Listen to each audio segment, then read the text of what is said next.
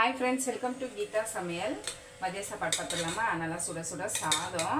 பசங்கள்லாம் ஸ்கூலுக்கு போயாச்சு.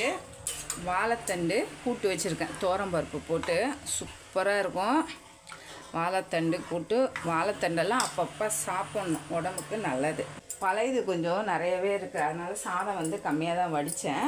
சுண்டல் மசாலா இதுமாரி இருந்தால் சாப்பிட்றதுக்கு டேஸ்ட்டாக இருக்குது. அதனால் வெங்காயம் நிறைய போட்டு தேங்காய் மிளகாத்தூள்லாம் போட்டு கொஞ்சம் காரசாரமாக சுண்டல் பண்ணியாச்சு.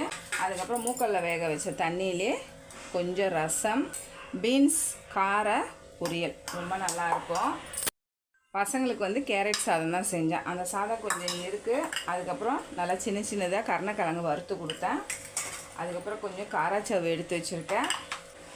பசுந்தயிர் போட்டு வச்சுருக்கேன். காலையில் இன்றைக்கி டிஃபன் எல்லாருக்குமே பழையது தான் கொடுத்தேன். பழைய கஞ்சை நல்லா தயிர் ஊற்றி கரைச்சி கொடுத்தாச்சு.